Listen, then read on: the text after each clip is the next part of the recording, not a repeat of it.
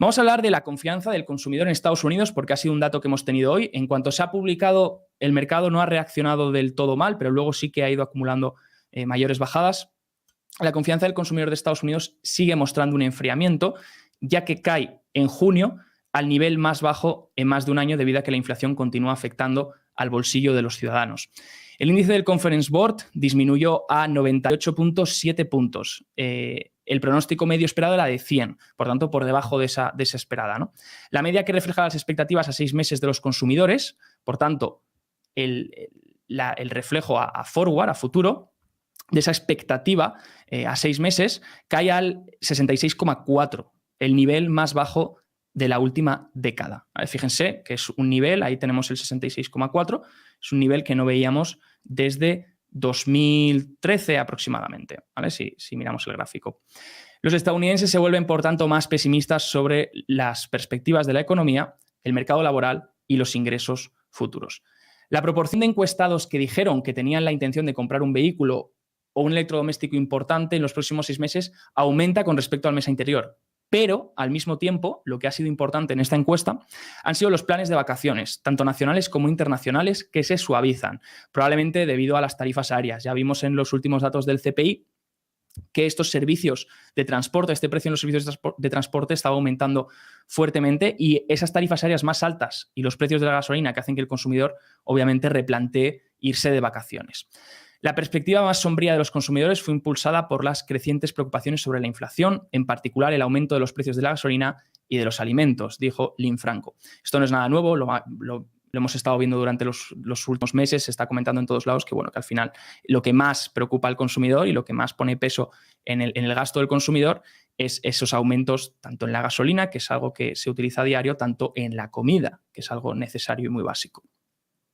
También añade que las expectativas ahora han caído muy por debajo de una lectura de 80. Vemos que las expectativas a 6 meses están en 66,4, esa línea negra.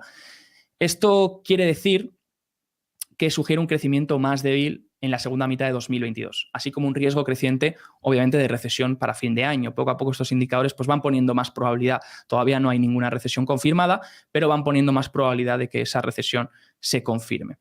Casi el 30% de los encuestados espera que las condiciones comerciales y de consumo empeoren esta segunda mitad de año.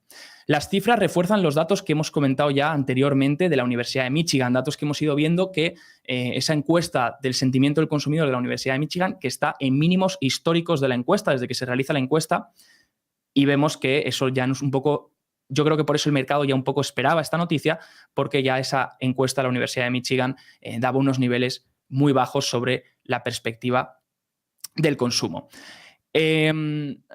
Básicamente, recordemos que todavía no estamos teniendo malos datos en el mercado laboral, pero estos indicadores, el indicador del mercado laboral es un indicador tardío dentro del ciclo, ¿no? Por tanto, va a ser lo último que veamos dispararse, ese desempleo a lo mejor, en caso de entrar en recesión, pues ese desempleo dispararse y también lo veremos por esas initial claims, ¿no? Esas peticiones iniciales de subsidio por desempleo.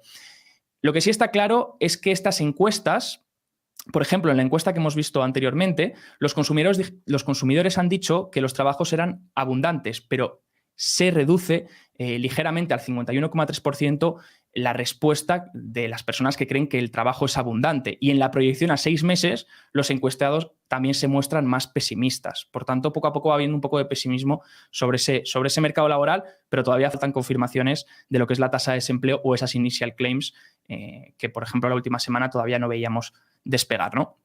Y eso es algo que también hemos visto en los índices manufactureros regionales, sobre todo en las métricas futuras, esperadas futuras. Fíjense que aquí están los índices regionales que hemos visto, hemos ido comentando estos últimos datos, por ejemplo, el Dallas Fed Index, lo comentábamos en el programa ayer, el New York Empire State Manufacturing Index, el Philly Fed, que lo teníamos hace unas cuantas semanas, todos muestran una disminución y estaremos pendientes del dato del PMI del ISM para ver si logra mantenerse por encima de 50 o por debajo. Y yo creo que eso va a dar muchas indicaciones sobre cómo se sienten los manufactureros, las empresas manufactureras y de servicios sobre una posible recesión, ¿no?